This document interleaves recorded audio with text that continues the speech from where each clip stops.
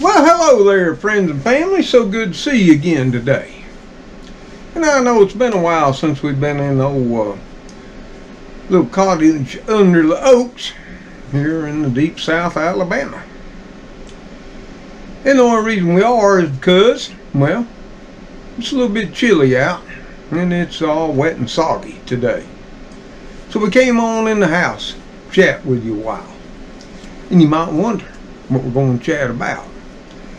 Well, something popped up on my feed. It's not the first time it has, that I wanted to share with y'all. You know, we're all pretty much baby boomers. You know, that generation. From about 1946 to 1964. And we're blamed for a lot of things. And one of the things here in the last 5 or more years, we're blamed for the condition of the environment. Yeah, global warming, climate change. We surely are. And the video that popped up on my feed again last night late, while I was doing some research on a few other things that I was personally interested in, was about the fact, you know, we didn't have this here green thing back in our day. Yeah, as the video went in the story, well, you know, there was an elderly lady. She looks a little older than I. You know, I'm 65. Many of y'all are within 10 years of me, or 10 years or more older. So I know who I'm talking to with my audience. But anyway, the elderly lady, she didn't have none of them reusable shopping bags. Nope, she didn't. So she requested some bags for her groceries, at which point the cashier just went nuclear and started to berate her and said, you know, it's because of you and people your age and older that we're in the shape we're in. Yeah, it's because of you the environment has been made into what it is now. You're to blame. And now my generation has to clean it all up. You know, the woman in that video, and I don't know how true this is or not, but I can relate because I've lived the same thing. And I've actually had the same conversation. A time not too far in the distant past, 35 years, with my daughter, which she does care about the environment, about animals, about society in the whole. And she's trying her best with her limited resources to provide a better world and environment for her child, my grandson. And I can respect that and understand it. But she said nearly the same thing one late night as I and her sat in the den right behind me here in this old house in the deep South of Alabama. And she presented the same thing. It's, Daddy, it's because of the decisions y'all made, and those older than you is why we're where we're at now. And so the conversation would entail. And I hadn't seen that video yet. It's out there, and you can research it, look for it. I'll actually leave a link to one of them in the description below this video. But that night I said, well, maybe you're right. And we went through the many aspects of how things were back in my day. When I was growing up, through my early childhood, through my preteens and my teens, and on up into my early adult life. And during the course of that conversation, things sort of changed. And I wanted to go over a few of those now with all of y'all. So in case you have some grandchildren, because they're real concerned. I know my grandson has brought it up many times before. He really cares about the environment, climate, animals. Yeah, surely does. In fact, on our last fishing trip we did, or our only one, back on Father's Day about 2 years ago. Even though we caught fish, some of them were huge. He wouldn't let me keep them. He said we had to catch and release, save the environment. Yeah, he did. Probably released one of the largest crappie. Might have been a record buster here in the state of Alabama that I'd ever seen. But to keep him happy, because I could tell he was so distressed by the fact that, you know, I was joking around. I told him, hey, this would be tasty. We should weigh it. Called the state. Nope. He was adamant. Catch and release. God bless him. And God bless her. And it's because of my daughter and my grandson that there is hope for the earth in the future.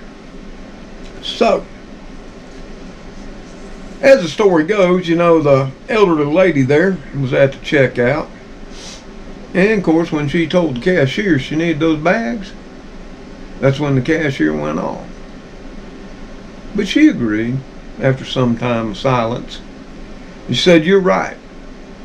We didn't have this here new green thing back in my day. Yep. But she went off to say, you're right.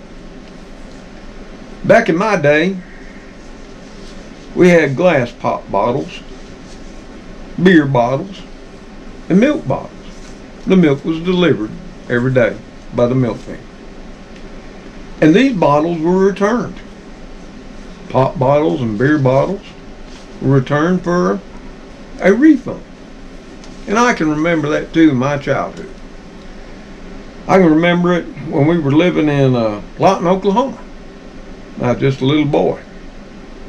Probably no more than 7 or 8 at the time. And we kids would go out and we'd scour the landside for pop bottles. Why? Because whatever ones we found along the side of the road, and yeah, sorry to say, just like now with aluminum cans and fast food cups and what have you, people threw them out of their cars and trucks. Around construction sites were gold mines, because the construction workers would just throw them all over the ground. But we could collect them up, and we could get 2 cents a piece. Yep, we surely could. And Lord knows we did.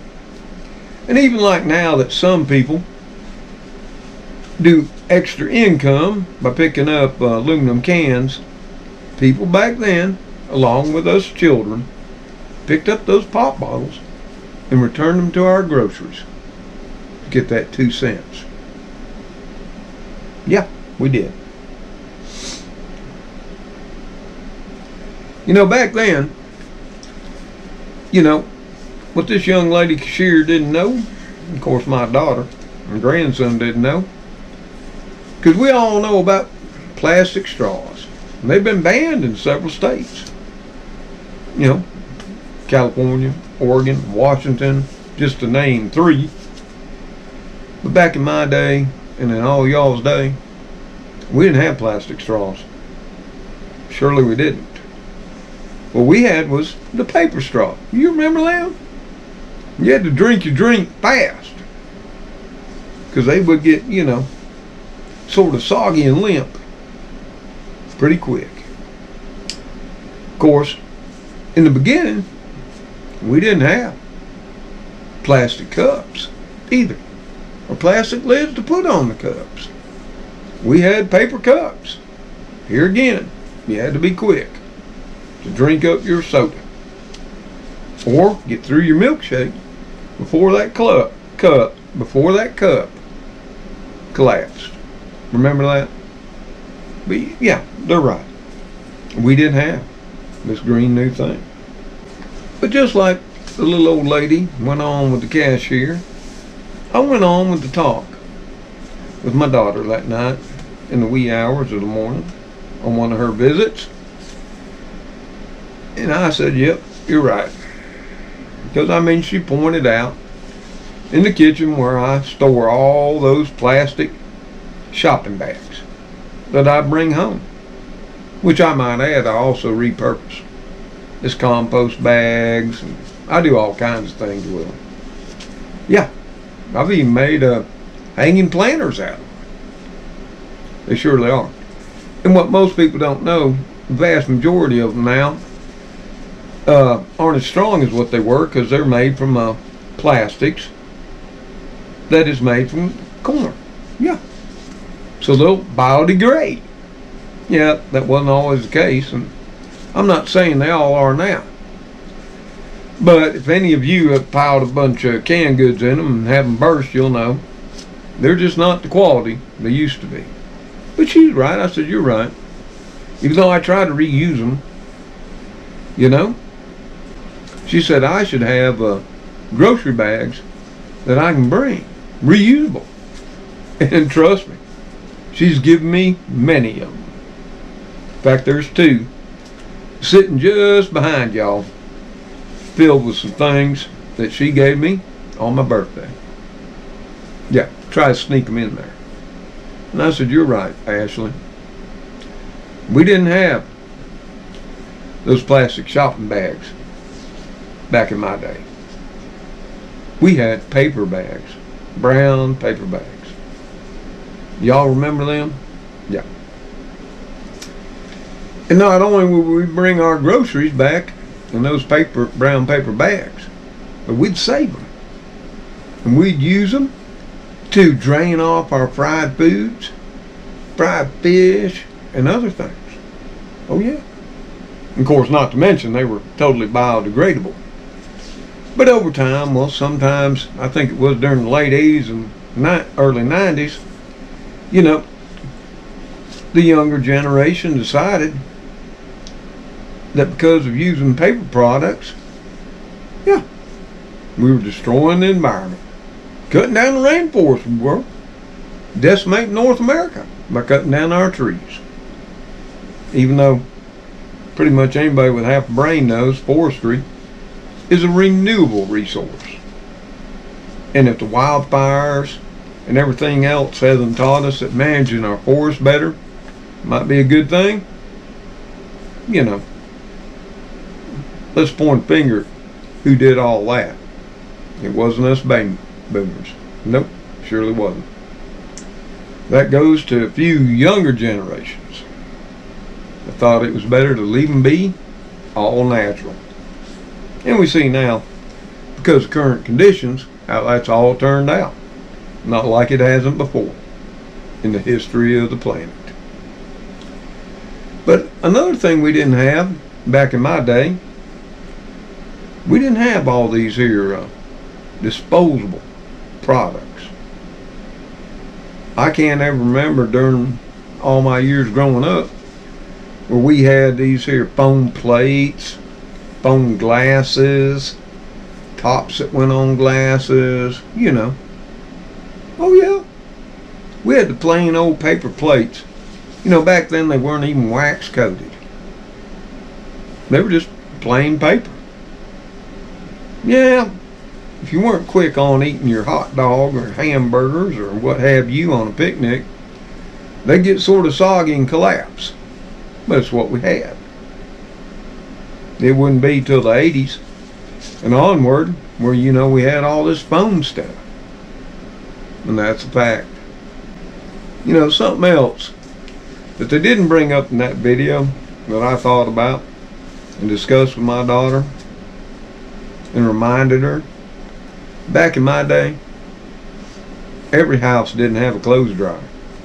In fact, I can remember it must have been 1975 or right around 1976 when my mom got a clothes dryer. And my God, she thought that was the best thing she'd ever got in her entire life. Yeah. Up until that point, she and I at times, what did we do with our clothes? Oh, we washed them. We surely did. And we'd hang them out on the clothesline to dry in the natural sun and wind. We surely did. Didn't consume any electricity. No fossil fuels. No. And that's just how The vast majority of American households did it up until that time. But now ask yourself this. How many houses don't have a dryer today?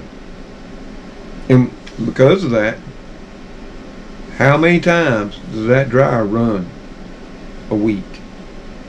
Yeah. And something else we didn't have during my time, my childhood, teenage years, and throughout most of my young years. In fact, I've only ever had it once. Yep, that'd be a dishwasher. Nope, don't have one here. Y'all have seen dish pan in the sink? You surely have. I hand wash my dishes. Surely do. And I'll tell you one thing, my hot water heater isn't turned up till it'll scald you. No, it ain't. It's turned down as low as it will go. And a lot of times during the day, it's turned off. The only thing going is the pilot light. And if I had the money and I could afford it and replace it, I'd get me one of them newer ones, more energy efficient, that don't even have that. But that's not possible at this time. So for the most part, it's off. And I'll tell you what, I'll bet what I call a warm shower, you'd be a little bit chilly in. But it's good for the soul. And now they say good for the body and your health. But we didn't have those dishwashers. We washed by hand. Yes, we did. But how many homes in America? How many of these people living in the big cities, in apartments, yeah, where over 50% of the population lives now, don't have one? But yeah, you and I and our generation, we didn't have the new green thing. No, we didn't. Another thing that came to mind during the conversation, which this was several hours, was how much we had, how many items we had, things such as clothes. And this house here is a good example of how it was during the 20s, the 30s, the 40s. This house was built in the early 40s. And what they owned as far as clothes, shoes, and possessions. When I moved into this house in 1995, it had 3 closets. Yeah, all of which were walk-in closets. There was a small closet in my room, the main bedroom. I won't call it the master because it ain't that big. That was 3 foot wide. And basically one hanger deep. Has a little shelf on top. Yep. In the second bedroom, which would later become my daughter's room, there was another closet that exact same size and depth. In my son's room, there wasn't a closet. In the den, there was another closet. The den was added on sometime in the early to mid 60s. Yeah, it's an addition. Well, in reality, that kitchen you're looking at in the background was an addition too. I'm actually sitting in what used to be the kitchen, which is now the dining room. You know, it's a walk-through. It's a living room and front door. Ain't no hallways in this house. They just build on as they went. But anyway, they didn't have a lot of stuff back then, as far as clothes, as far as shoes. No. And we've talked about this before. I remember going out with my parents once a year. We'd go to Sears and Roebuck. Yes, we would. And we would buy school clothes. A shirt, a pair of pants for each day. 5 sets, because there's 5 days in school. They'd buy us a new belt, a new pair of school shoes, socks, new underwear, and t-shirts. And that was our school clothes for the coming school year. Now, the school clothes that we had had for the previous year, what happened to them? Well, they were repurposed as our play clothes and our work clothes. But things went a whole lot further than that. When things got ripped, holes, or threadbare, did we throw them away? Oh no. We're talking back in the days when socks got holes in them. My grandmother, and my mother, they'd sit down and mend socks. In the evening time, they surely would. I've done the same. Of course, I tend to pucker them up, and they look stupid, but with your shoes on, you can't tell. But they didn't have many clothes. You had your one set of clothes that was for your son to go to meeting and special occasions. Yeah, that's all you had. Shoes, you had work shoes, boots, and you had your school shoes, and you may have some galoshes or winter boots. Other than that, that was it.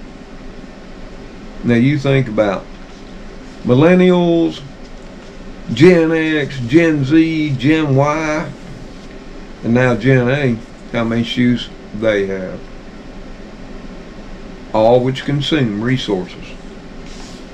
Petrochemicals, hydrocarbons. Yeah. We didn't have any of that. And even today, how I lived and how I was raised back then still forms my way of life. I think I have 5 total, maybe 6, I'd have to go count, of shoes. Maybe. Another thing, back in our day, growing up, you know, whether it's 40s, 50s, and 60s, 70s, were vehicles. Yeah, cars, trucks. All the way up to maybe 1973. We were a one-car family. And we were not the exception. Back during that time period, most families had one vehicle, one car. Everybody didn't have a pickup truck. Darn sure didn't have these utility trailers, cargo trailers, and all this other crap. So how did we get by? Well, primarily the car was used to take my dad back and forth to work, which was, he was in the Army. He had to go to the Army base every day. But on the days Mom would need the car to go shopping or run errands, which was basically one day a week or one day a month. We only went shopping once a month. Now that's another thing. You think about these millennials and the newer generations. Woo! They shop till you drop. They go out and buy food all the time. Yeah, at least once a week, if not more. All of which consume those hydrocarbons. Yeah, and whether it's powered by electricity or not, got to come from somewhere. But anyway, but my mother would get up early, fix breakfast like normal, and get us kids all ready for school and everything, and she'd drive my father on into the base. And of course, return with the car. Very early. Actually, before we all got up. So Dad would have to get up earlier too, and actually get to the base earlier than he normally would if he drove himself. And then, while we were in school, she would go ahead and do whatever she had to do. Shopping at the commissary, if it was that time of month, or whatever she had to do. And then, in the afternoon, after we got home from school, she would drive all the way back out to that base, pick my daddy up and come back. Yes, she would. And then she'd prepare supper for all of us too. Yep. Nowadays, families have a car for each person. There's one for the man, the woman, one for all the children that are of driving age.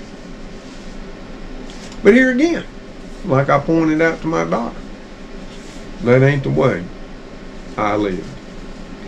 Yep. I had one car. My wife had a car. And when they became driving age, yeah, they got a car if they could pay for half of it and had the insurance money saved. And I actually told them that was a better deal than I got from my daddy. My daddy told me when I had the money saved for the car, and for 1 year of insurance, he'd take me to go car shop. And you know what? He stuck to that deal. So I told him I was giving him twice as good a deal as I got when I was growing up. But yeah, nowadays, if you go out on the highways now, not only does everybody have a car, except, yeah, granted, a lot of the millennials, you know, Gen Z, Gen Y, whatever they are. Well, you know, we don't have a car, we don't drive. And you know what? They're absolutely right. And here again, that gets back to about a little over 50% living in the big cities. Yeah. They use public transit. They use the buses, the subway, the trains, or they walk. That's all great and good. But they don't understand for 1 second that that city is not self-sustaining. And outside the city, outside its boundaries, there's a whole rural world of America and all other countries that provide that city with everything it needs. All of its food, all of its products, all of its water, energy, everything for that city to survive. In fact, if all of that didn't happen, that city would collapse into chaos and become a nightmare within the course of 24 hours to 48 to 72 at the very least. But they don't ever think about what it takes to keep that city going and keep their life up. No. Because you know what?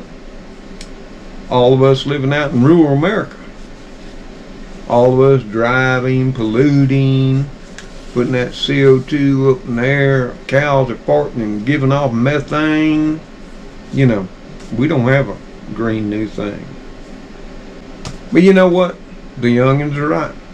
Just like I told my daughter, we didn't have a green new thing.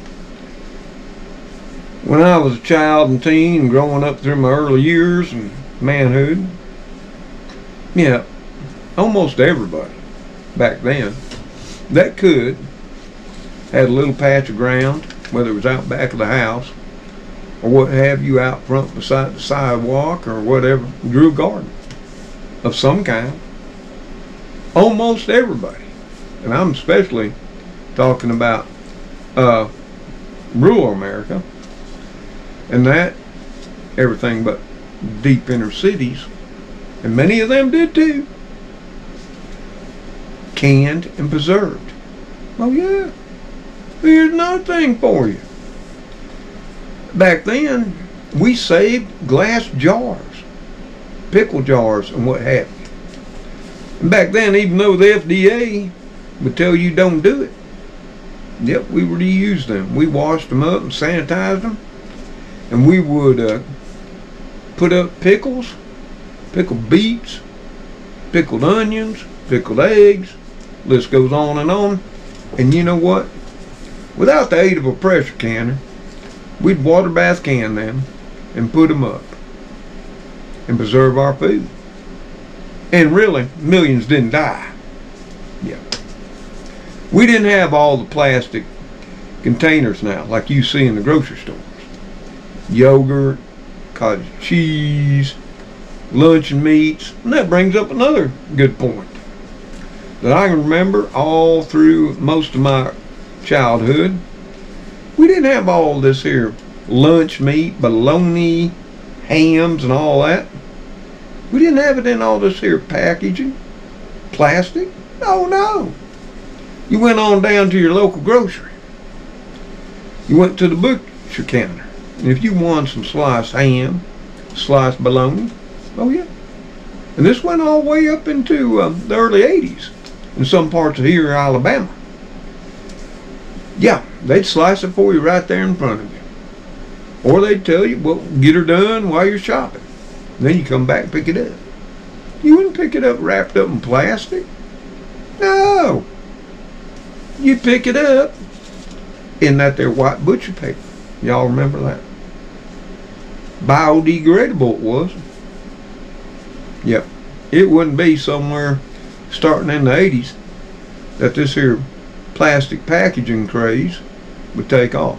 And I know a whole lot about plastic since I spent a good portion of my career as a process engineer in that field. Yeah, plastics processing. Surely did. And for a couple of food companies I might add. So I know all about it. But we didn't have all the plastic packaging in our grocery stores that we have now. No. We had cellophane. Our saltines were in and such things. Hey, cellophane. It's fairly biodegradable.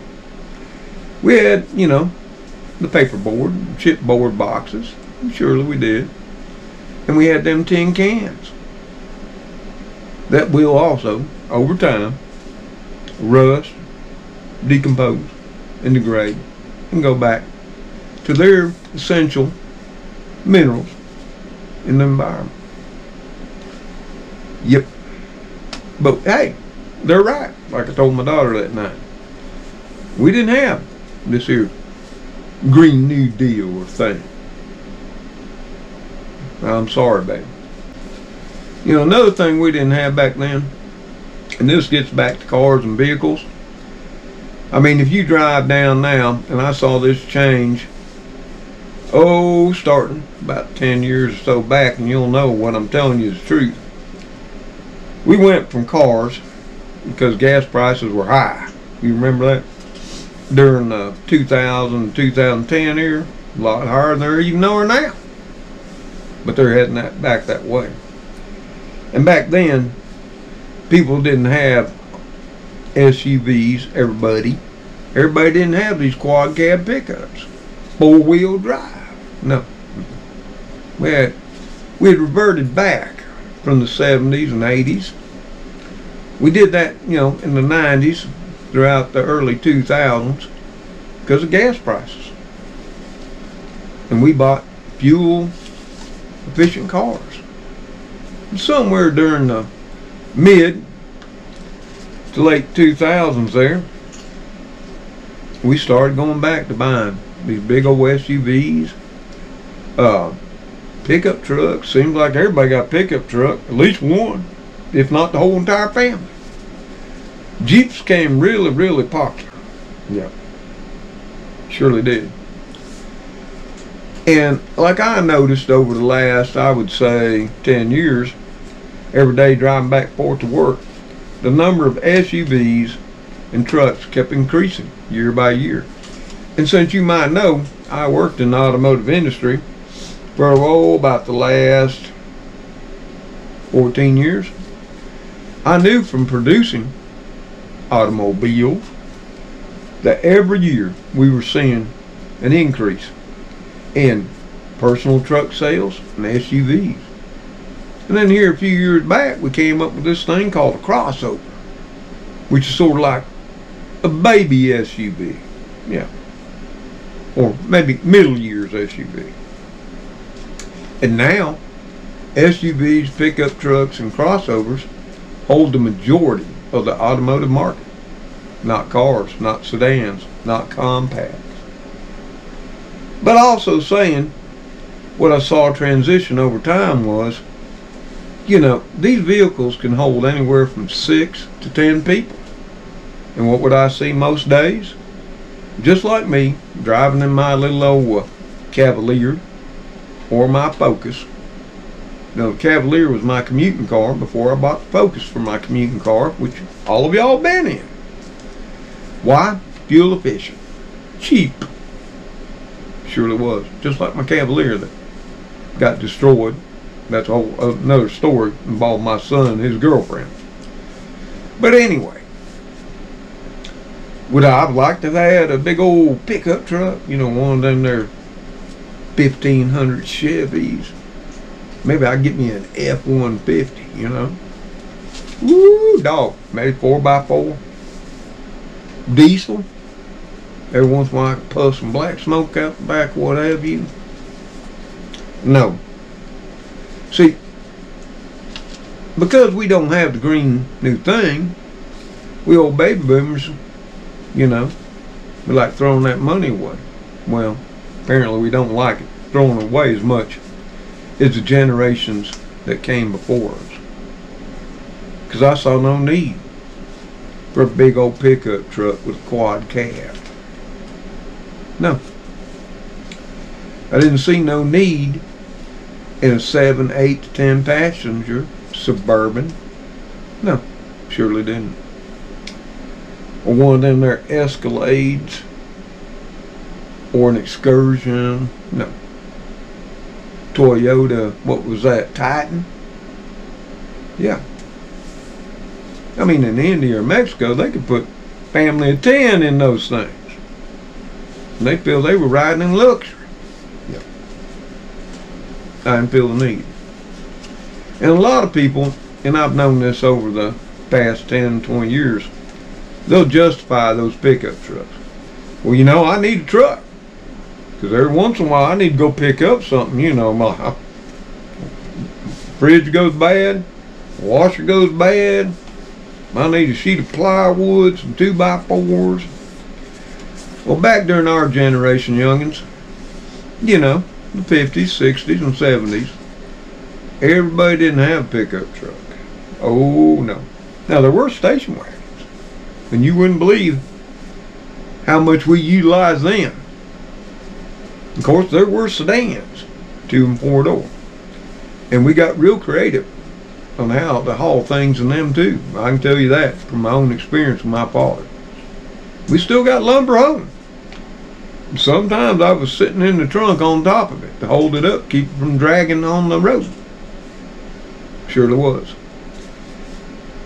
But people who had pickup trucks back in my time of growing up and a young man were people who needed a pickup truck. Farmers, those working in construction and such have you. Yeah, plumbers, electricians, yeah, surely did. And if you had a friend, and all of y'all know this, if you had a friend back then that did have a pickup truck, oh yeah, you were golden. Because on that rare occasion you need to get you a stove, a fridge, a washer. Yeah, you might be able to ask him, could he go with you and pick it up? Surely did. Otherwise, people used to strap it on the roof or somehow get it in the trunk. Of course, you know, cars were bigger back then. You know, my daughter brought that up. Cars were big, tanks, sucking up all this fuel. Here again, I reminded them we only had one. Yep. Just like here, I reminded her. As soon as she got 15, she started asking for a car. I mean, you can go anywhere in this little town that you need to go, even to the outskirts, within 3 miles. Yeah, and that was another thing that we didn't do back in our day, and I never did here with my children either. And I can take you right now, today, and I can show you later this afternoon. I'm not going to do it because it'll just embarrass a lot of people here in Towson. We have school buses that run down every road of our little town. Yep. And my children rode those buses. When they got a little older, they weren't real big into it. And that night I reminded my daughter, no, that's why they wanted a car, so they could drive to school. Because I wouldn't take them in the mornings, and I wouldn't pick them up in the afternoons. I told them, I walked to school, during my early days, and then rode a bus during my junior high and high school days. That's the bus stops right out in front of the house. And if it's good enough for me, it's good enough for you. You won't die. And you know what? They never did die. Never even got in an accident. But, you know, Ashley's and James' argument was, well, all the kids get cars in high school. They all drive. Or the parents bring them and pick them up. And what they're saying is true. And this has been going on for many a year. At least the mid-90s that I know of. Because I'll see it here in our small town. I could take you this afternoon and show you the long lines of parents and or grandparents or aunts or uncles or whoever's available sitting out there this afternoon waiting to pick up the children. And they'll still be waiting there as the school buses, which load first, I might say, pull out of the schools and head on their routes. Personally, I've never understood it. Some will justify it by saying, oh, it's for safety. Yeah. If it cranks your tractor, makes you feel better in life, and that's what you want to do, that's fine. But don't blame us baby boomers that we didn't have that Green New Deal. We didn't have that green thing, did we? But we didn't do that during our time. And I didn't do it with my own children. You let me know if you did and the reasons you did. Maybe I'll learn something too. Another thing she went over that she's real passionate about, and that was all the food waste. And I know, as she knows, that now up to 40% of the food in America is wasted. Surely is. Thrown away. A lot of that is thrown away from restaurants and food service. But it's not only that. I see it all the time on YouTube. I've seen it here at my house. You know, people won't eat leftovers anymore. No, back in our day we did. Oh, yes, we did. They'd be your next day's lunch or school meal or what have you till they were gone.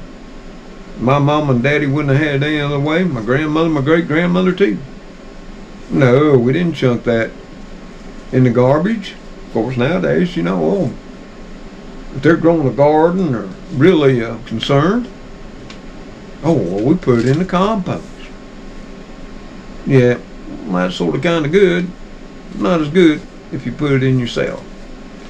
You'll see here on these homestead channels, they take it out and feed their animals. Oh yeah.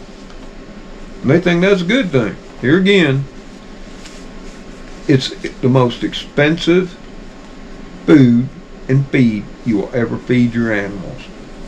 Unless you didn't pay for it. Otherwise, it don't get no more pricier than going ahead and feeding your hogs and your chickens food you should have ate in the first place. And that's just a fact. And even worse, how much, and be honest, food goes bad in people's refrigerators. Yeah. For homes, that's a huge, huge majority.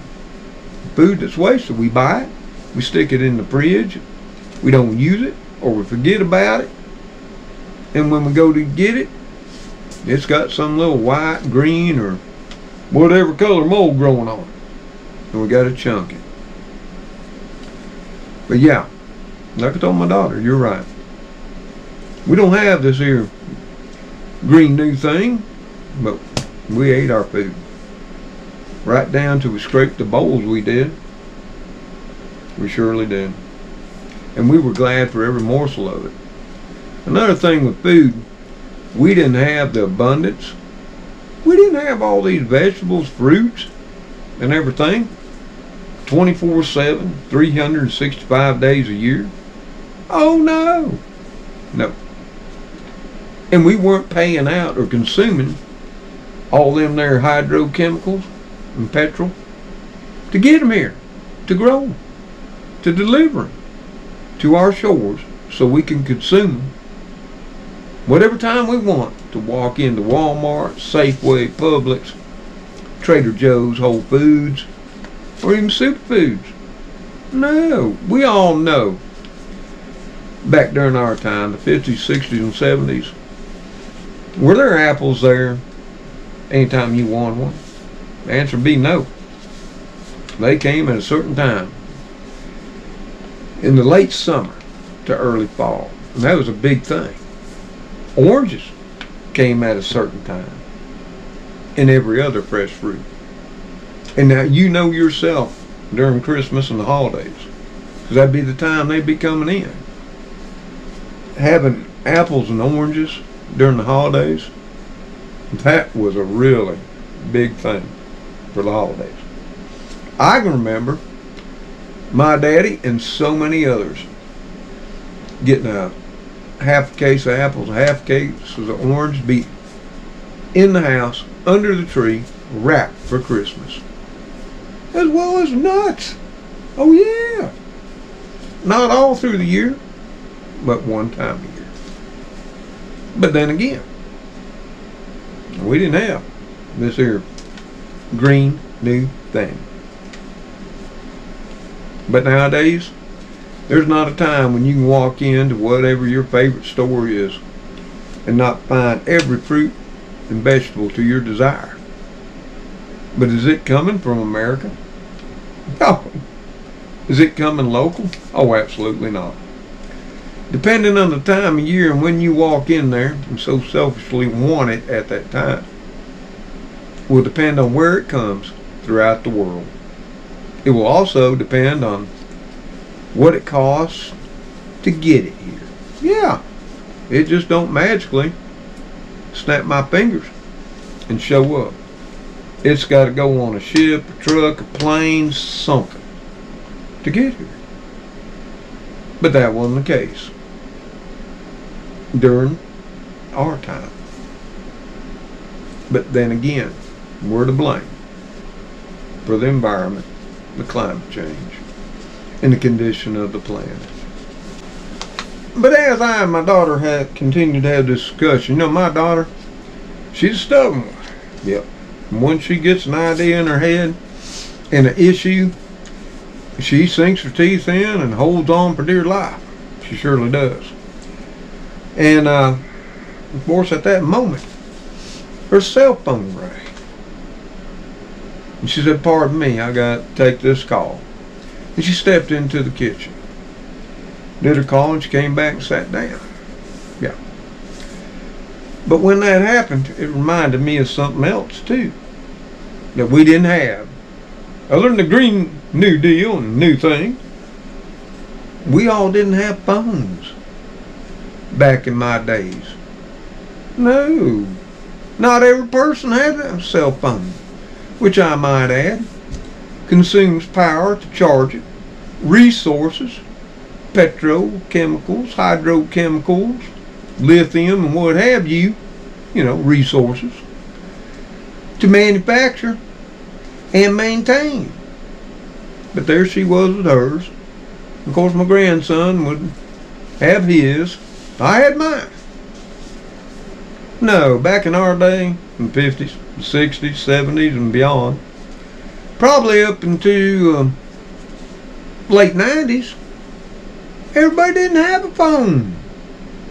In fact, when we were growing up in our childhood and teenage years and even young life, most homes had one. And I'm going to tell you what, you were real affluent and you were wealthy people if you had 2 or 3. But I'll tell you where the phone was in this home, right here. It was right there on that wall. Yep, it was a kitchen phone. Like it was in so many other homes. I mean, not so many. Vast majority back in our day. Remember that? And if you were really special, you got you one of them long cords where you could take it all over the house. Of course, it'd get all ratted up and coiled up, and occasionally you'd have to disconnect it and get the whole cord each bobulated, situated, you know. But anyway, there was one. You might have two. One in the living room or parlor. Man, I'll be honest, in the later years, we had one in the living room. Did I ever have a phone in my bedroom? No. Did my parents? No. Grandparents? No. Nope. In fact, all my time growing up, we had that one phone that primarily hung on the kitchen walls, closest to either the dining room or living room.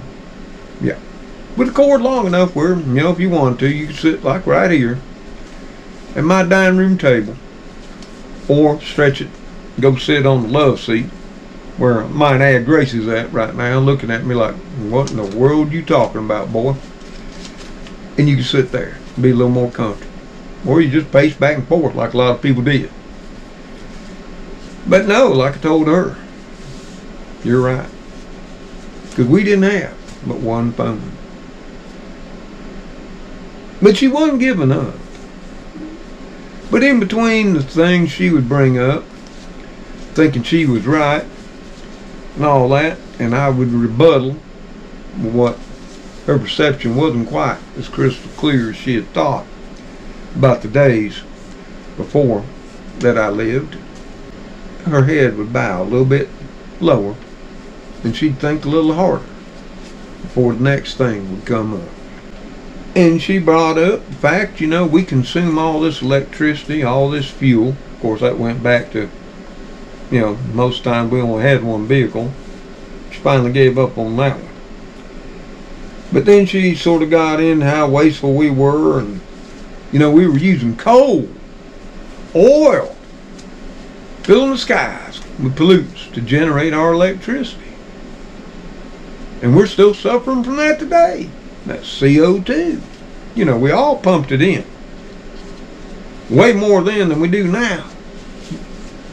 You know, from the dawn of the industrial era, you know, there's 50, 60, 70. Oh, yeah. That's what she said. Now, I'd think hard on that one for a minute. But I'm sitting right in a clear example.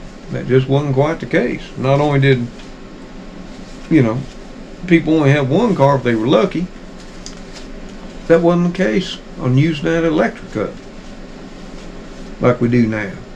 In fact, like I say, this house is a prime example. See, above you, sitting there, is a single light in the ceiling.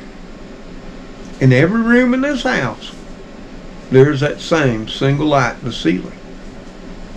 Yep, put in there when it was built in the early 40s. In this particular dining room, even though once upon a time it was the kitchen, there are 2 wall outlets, a total of 4 plugs. In my living room, right now, there are 3 outlets, 1 on 3 of the walls. Yep, that room got the most in it, besides the den, which also has 3. Of course, that was built during the mid to late 60s. My kitchen has 4. But primarily one's for the fridge, one's for the freezer.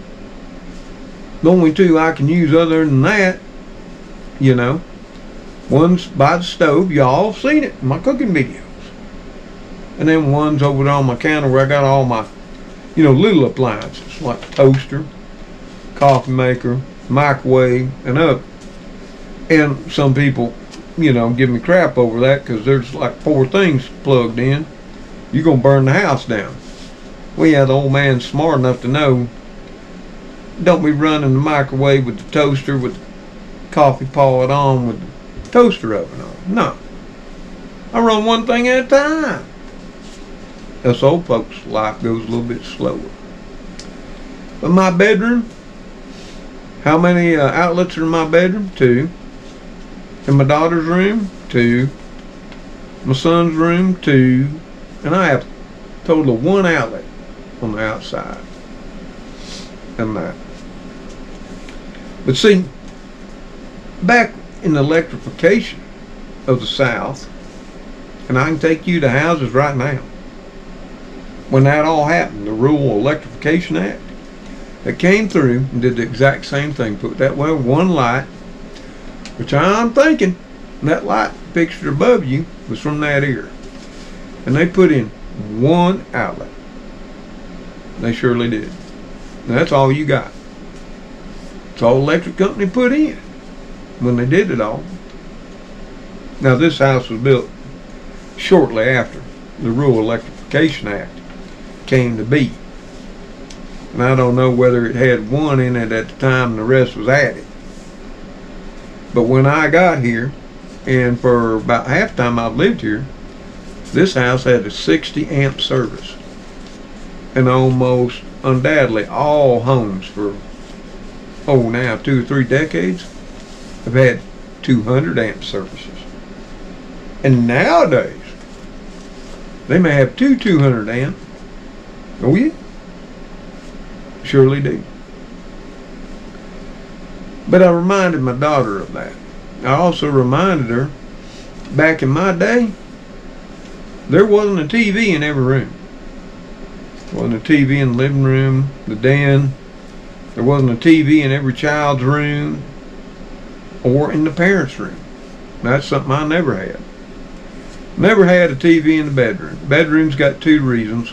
One, sleeping, and I think you're smart enough to understand what the other reasons for. The kids never had a TV in their rooms. No. We had a TV in the living room and the dining room. Or not dining room, den.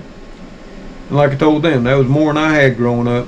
One TV, 19-inch, black and white. Yeah.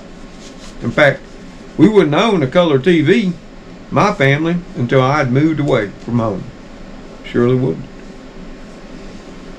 Then stereos and radios, like I explained to her. Not every child had a stereo, radio, or boombox in the rooms. Nope. I wouldn't be till in my 15, 16 years old before I bought the very first portable stereo. Had a little turntable. It was all made out of plastic. A couple of speakers for my room. If we had a radio, we had one of them there AM transistor radio, little ones.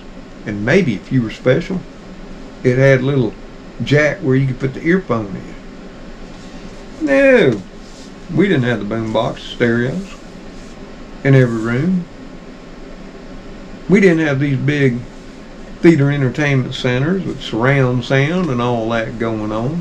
72-inch, 100-inch TVs. No. I said, you're right. We were so wasteful. Her head bowed a little lower. You could tell by her voice she wasn't so adamant anymore. Because I always paused, as she did, so I could let it all sink in. But I'd always throw in there, you're right, baby. We didn't have this Green New Deal. I'm so sorry.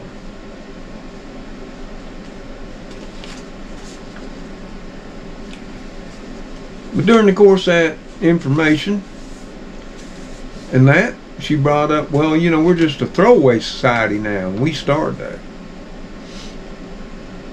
And that one wasn't too hard for me. Because we'd already talked about wearing our clothes till they were rags, repurposing our clothes, mending our clothes. But I said, okay. Back in my day, and even still to this day, especially back in growing up, early childhood, teens, and young man, we didn't throw our appliances out on the street for any little thing. No. We had TV repair shops, appliance repair shops. Oh yeah. And a lot of people, like me, learned to repair them ourselves. Our washers, our fridges, our air conditioners, which I might also add, since I told her of it, I said, it wouldn't be till, 1969 for my family got the first air conditioner in a home. Yep. Here in Alabama. But somehow, before that, we survived. Now, I must admit, there were times during the year when things got a little sweaty at night, if you know what I mean. But I also reminded her, most homes didn't have central heat either. No. And we didn't keep our thermostat at 72, 76, or 78 in the winter. No. Those old coal furnaces, wood furnaces, yeah, we'd stoke them up in the evening before we went to bed. But over the course of the night, they'd burn down. And like I told her, been many and many a morning in my childhood that I got up, hit that cold wood floor, and the water my grandmother left me in the glass beside my bed was frozen solid. Yep. And I'd run down to stock that furnace with coal for the day. Yep. But she was right. Of course, about at this time she's getting a little bit wore out. And that. But I've lived under mostly those same circumstances, and I think maybe y'all have too, that we grew up with. It's just like in this house right now. What rooms have lights on in this particular house? The room I'm sitting in, my kitchen. Now when my butt gets up out of this room, will this light be on above y'all? The answer to that would be no. And I know all of y'all remember that in our childhoods and growing up. Woo! You know Daddy and Mama would scream at you. Or they'd remind you, you leave that room. You cut that light switch off. You hear me? I echoed the same words to her. My wife and my son, several thousand times.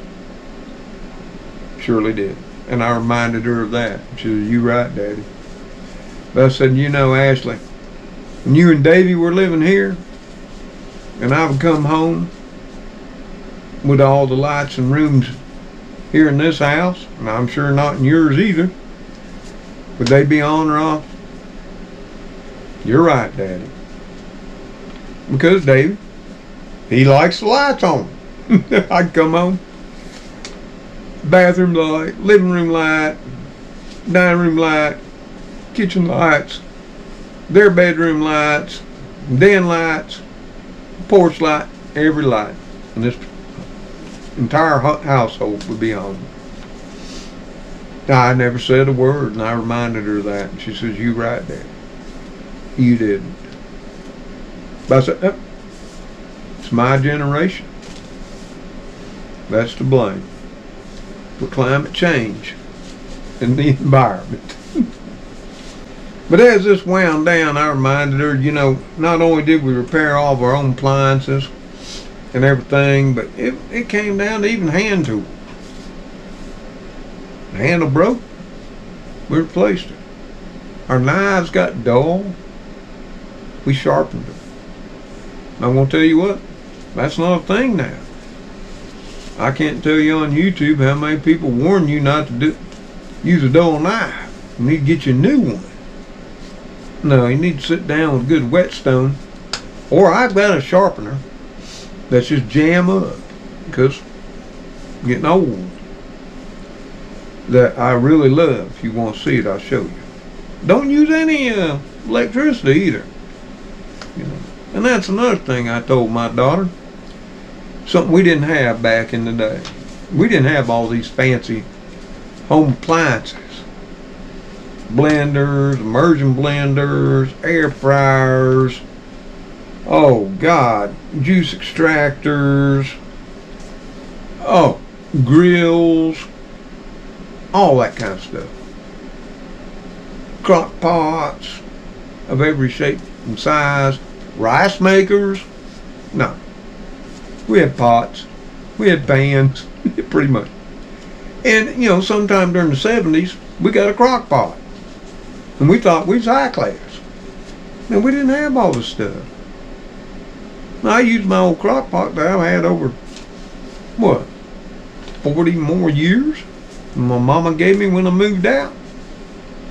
So it'd be, what, 45, 47, 48 years old now, or more.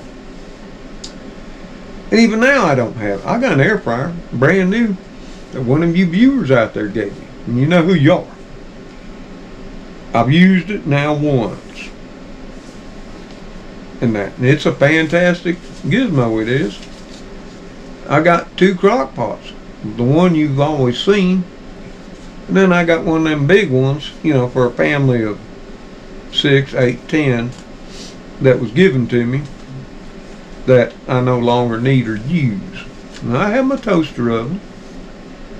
I do have a blender, you know, and under the counter. And somebody gave me an immersion blender too that I've never used. And I do have a mixer, you know, one of them electric ones. But back in our day, what did we have? We didn't have all that. I can remember my mother and her having me use that hand crank mixer to do mashed taters. Batter. Yep. Surely did. Didn't plug into the wall. Hand crank can openers like I still have. And we didn't have electric ones. Coffee pot wasn't electric back then either. It was one that went on the stove. One of them old percolators, you know. Well, you know, the youngins now, you know, they want to be more eco, so they get one of them French presses. They forget you got to boil the water and heat it up first, then pour it in the French press. So, how much more ecological fine is that? As I brought up to my daughter in the wee hours of that morning. But she got up then, and she said she was thirsty. And she wanted to go out of her car where she had her little cooler that she takes with her everywhere. So Davy's got juice and she's got water. That's okay. And she got up, left for a moment, went out to her car. Might wonder why she just didn't go to our fridge and get some bottled water, because old man don't buy it. I told you many times, I got 4 cases stuck back in the storeroom for emergencies. I don't consume it every day, and occasionally I'll have one when I go hiking, just sort of kind of trying to rotate it. Of course, never get to that point. And she brought in her fine Dasani, or whatever it was, sat back down, cracked the cap, and that. And she said, well, Daddy, whew, it's getting late. And I don't know what more to say. I said, well, before we call it a night, and I give you a hug and a kiss on the cheek, tell you how much I love you. See that there bottle of water you're holding? Yeah. Made out of those there hydrochemicals that use up fuel, environmental resources, pollute our air. Yeah, Daddy, I see it. We didn't have that back in our day. No. In fact, we didn't have bottled water except for one kind. And that was that there Perrier. Remember that? Mineral water. That's all we had. Yep. That's a fact. And I also went on to tell her that wasn't something regular folks bought. That was just something that was in the stores for those more affluent rich people. We never ever had bottled water at home.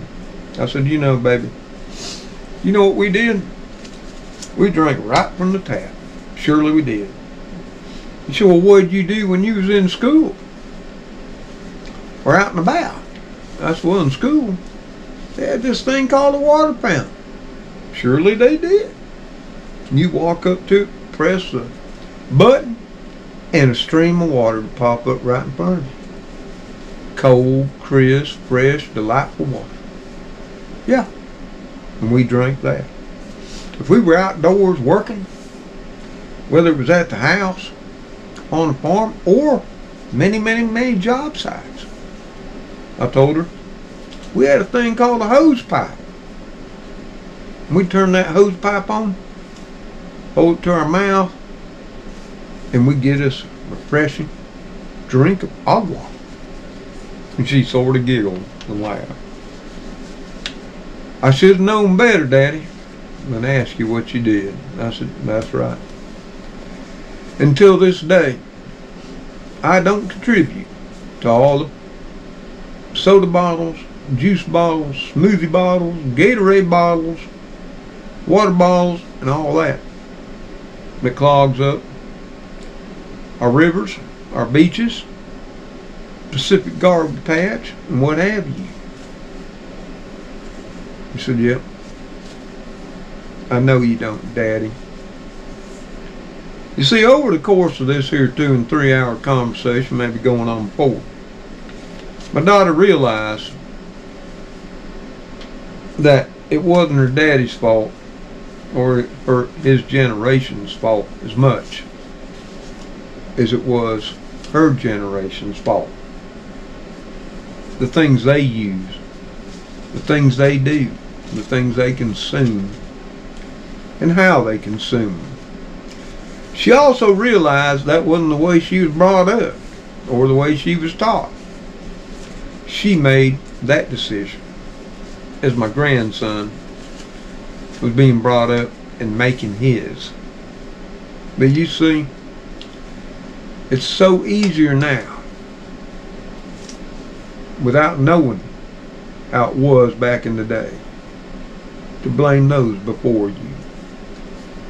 And it's not to say that we boomers aren't responsible for some things resulting in the condition of our land, water, sea, and air. No, we did. It's something I told her. If you would have thought the vast majority of us would have known that this or that was harming, was polluting our space and going to kill us, would we have done it?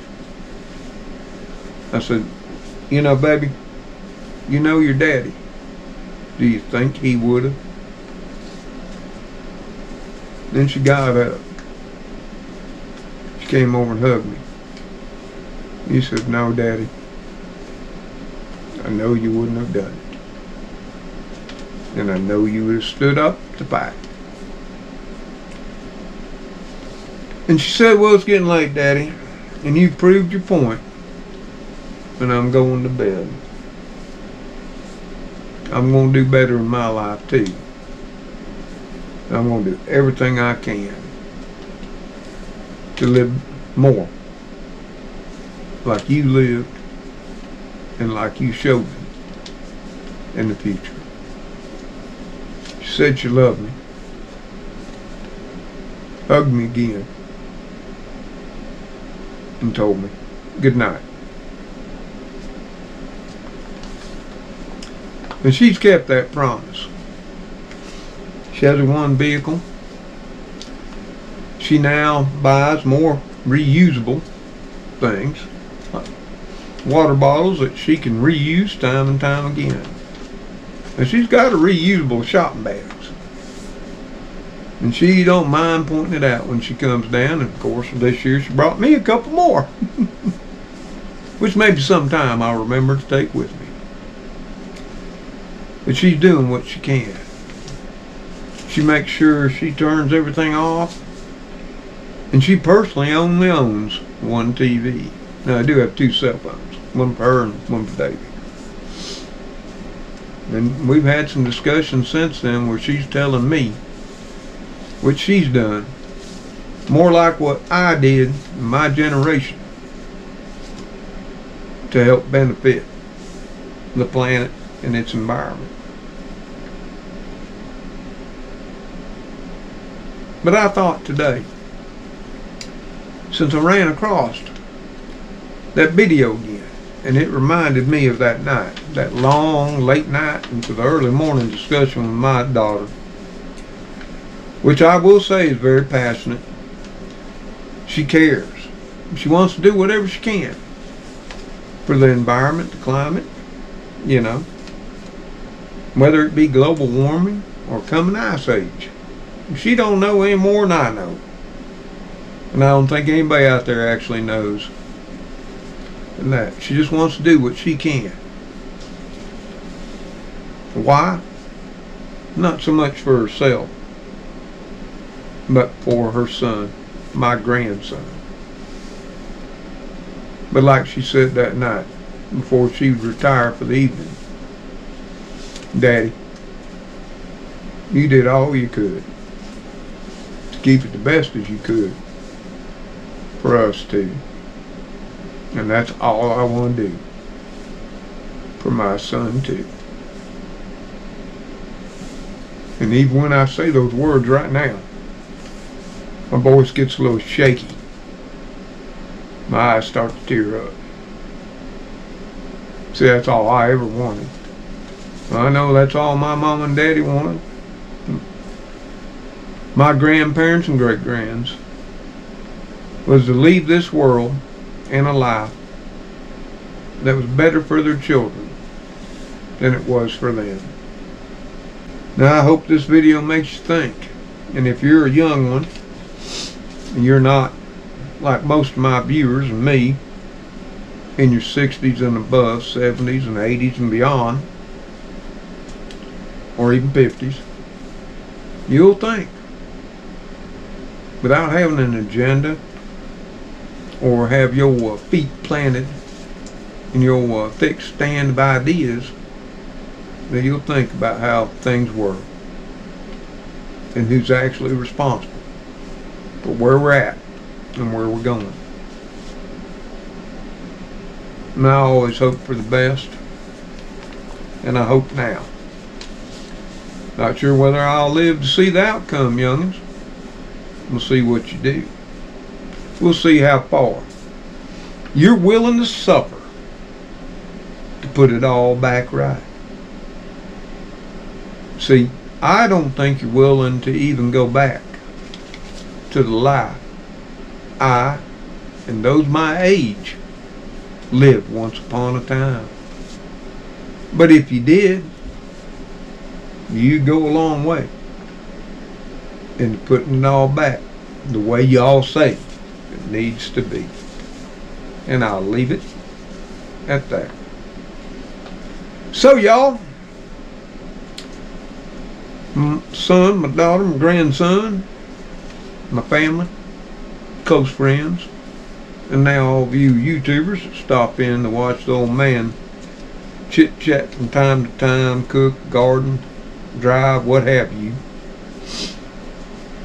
If you find any value in this video today, any agreement with it, or maybe you think someone can find some value in it, then I hope you share it. I hope you give it a thumbs up. Maybe leave a comment below the video. Now I'm going to leave a link to a rendition of that video about that little old lady that was being berated by that cashier at that grocery store that day. It's just one of many. You can look it up yourself. You just type in, "You're right." And we didn't have that green new thing.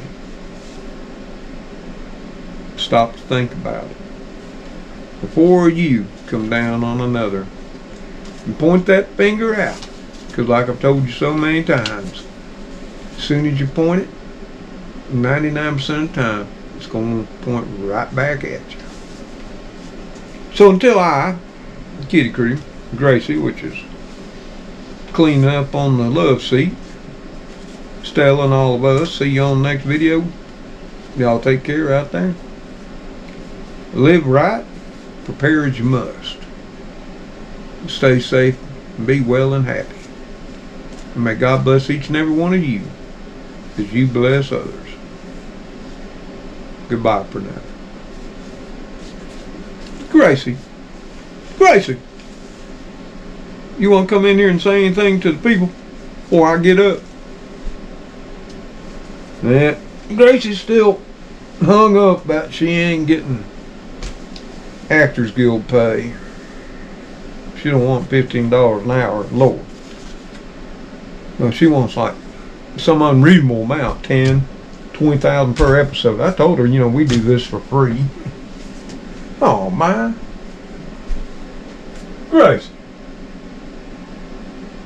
I'm gonna come up there and give you tickle bombs. Here I come.